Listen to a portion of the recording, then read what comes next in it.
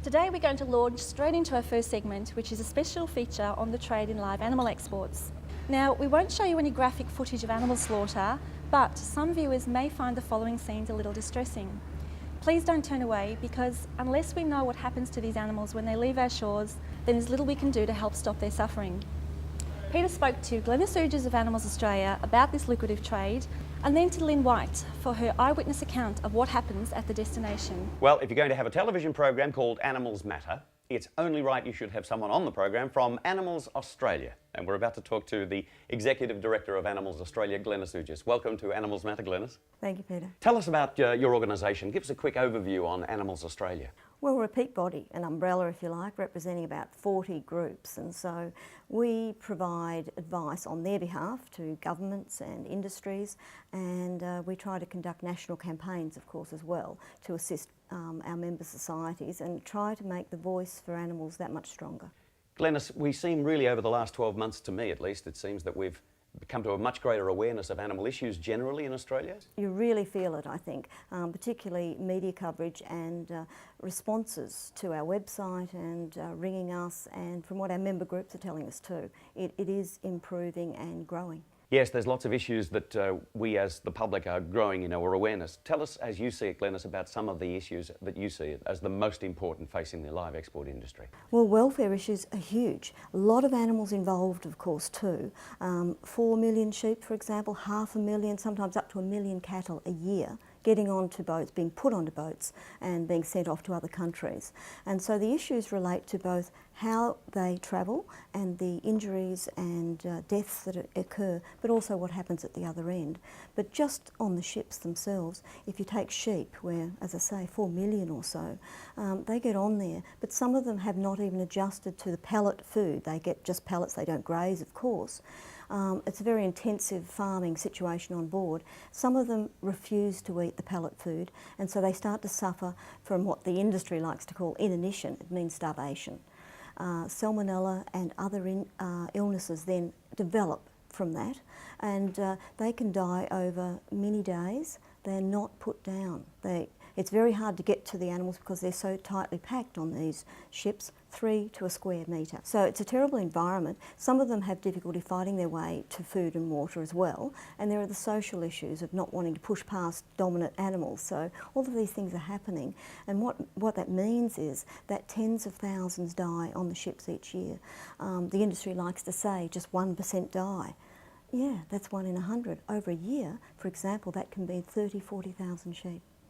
So, and they don't get put down. That's the other point. They suffer and then die. Aren't there supposed to be veterinary personnel on board to ensure that the sheep are well and adequately looked after? Well, no. Certainly in the Saudi trade there was a vet on board, and that was mainly so that they could talk their way to tell the Saudis that they're all well at the other end. That's what that was about. But one vet, even then, for say 100,000 sheep, they can't get around. There's usually a stockman on board.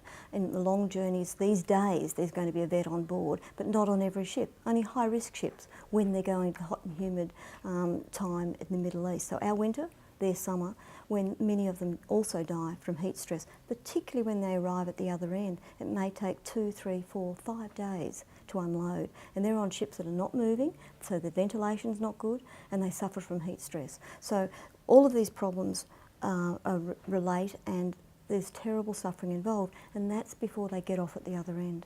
Then what happens to them, Glenys? What happens at the other end of that journey? Well, of course it depends on which place they're going to, but I could say both through Southeast Asia and particularly the Middle East, the cultural practices, the lack of facilities, the lack of training of the people that then handle them at the other end. Australia has no proper input into that, cannot have any significant input into the way they do things.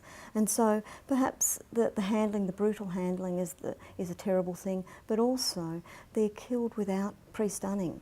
That is, they are fully conscious when their throats are cut. This is the cattle and the sheep, and they can take quite some time to bleed out, and it's just a terribly distressing thing to even think about, let alone to see, and some of our people have of course been there and seen what's happening, and it's really distressing.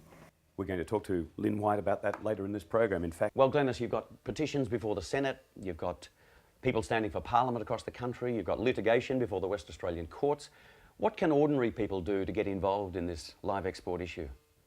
Find out more about it, which this program is going to show them and hopefully help towards. But what they then need to do is be a voice for these animals that are even now being taken to ships to be taken away from this country and treated in a way that we would not accept, indeed our laws would not accept. So what they need to do is be a voice. That is, whether it is letters to the editor of newspapers so that other people learn about it, or whether it's to their local member of parliament, both state and federal, they're all complicit in this. They must speak out and indicate that they don't accept it. That's the way. People have to make sure that their views sitting back at home are known to the people who can actually make a change. Well, Animals Australia is a wonderful organisation, Glenys, and is doing a magnificent job. How can people get in touch with the organisation? Is there a website you could give us, or a contact phone number if people want to make contact? www.animalsaustralia.org. So it's very easy, animalsaustralia.org. The phone number is 1800 888 584. Well, we hope people will certainly take some action and take your cues as to what. Well, we hope people will certainly take some action and take your cues as to what they can do to get involved. Glenys, thank you so much for joining us today on Animals Matter. It's a great pleasure to have had you on the program. From Animals Australia, Executive Director Glenys Oogjes, thank you. Thank you, Pete. Lynn, you've just recently been to the Middle East. You've seen at first hand the way that these sheep are treated when they're arriving at their destination. Why did you go? How did you come to be there in the first place? Well, it's just over 12 months ago now, and it was really after the Cormo Express when we were totally reliant on the government to inform us about how our sheep were being treated and the condition on arrival. So we made a decision that it was necessary to conduct an independent investigation and bring the facts back to the Australian people, really. Lynn, the Australian government actually relies, does it not, on the information that's provided to it by the animal export industry? That's exactly right, and we felt that there was a lot of that information basically that could be questioned, and the only way to do that was to physically go to, at that time, the major importing country, which was Kuwait, and meet a shipment of Australian ship that had left Fremantle. And Lynn, you took a camera crew with you when you went to Kuwait. Could you describe to us exactly what you saw? Well, I was actually with another very experienced investigator from Compassion in World Farming, a British group, and we met the Al Kuwait, which is the largest livestock vessel in the fleet, and they had left Fremantle some 16 days earlier with around about 103,000 sheep on board. So we met them once they arrived at the port and documented unloading, and at that stage we were able to see injured sheep, sheep that really were just making it off the vessel and then were collapsing and dying. But one of the things that we came across that was totally unexpected was blind animals, and that was the first time that we'd had some insight into the fact that being on board these open-decked vessels, they are susceptible to things like dust from the feed as it drops into from the tubes into their feeding troughs. They are susceptible to sea spray, and all of these things cause eye infections to the point that they can become blind in 16 days. So imagine what it's like not only arriving to all of these foreign smells, but not being able to see a thing as well. Lynn, what about the cultural concerns? Why does the Australian government, when it knows all this happens, allow it to happen? Well, I tend to think that the government, especially at that stage, was really uninformed because they were relying on the industry as well, and we were hearing such things as, lack of refrigeration. Now, the reality is we're talking about some of the richest countries in the world: Saudi, Kuwait, UAE, Bahrain, countries that are oil rich. I was astonished by the wealth in Kuwait that was visible everywhere. There is no lack of refrigeration in these countries. We're being told a lot of furphy by the industry.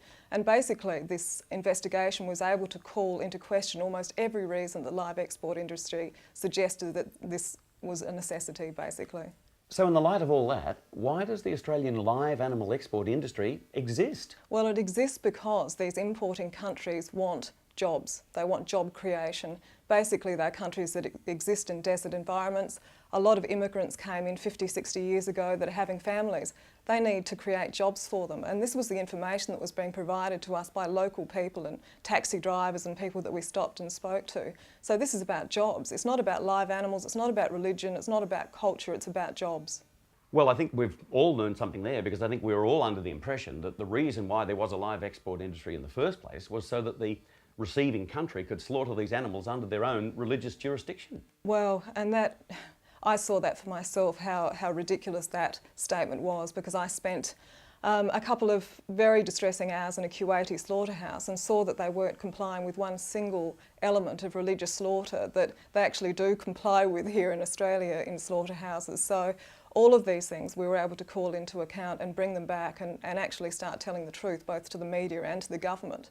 So Lynn, putting all of this in front of the government, is there going to be a change? Well, I think that the government is aware that they, or the industry, will not survive one more disaster. And the reality is that this industry is fraught with disasters, and so I'm sure that they are not as strong in their support of the industry as they once were. And of course, as a result of footage that we took and brought back to Australia, we've mounted a court case. Well, it's at the stage of still trying to get it investigated because of the difficulties with animal welfare laws and their enforcement. But basically, the live export industry, and certainly from Western Australia, could be called into question if it's found to be a cruelty offence, and that's what we're heading towards in Western Australia. Well, all power to you, Lynn, and to Animals Australia for putting all this in front of us today and in front of the public and in front of the government, because I think we all needed to know the information that you've compiled, and we wish you the best in the future. Thanks, Peter. It must have been a heartbreaking experience for Lynn, but if the information collected by her and Animals Australia leads to a total ban in the trade, then we will see one of the biggest victories ever in animal welfare.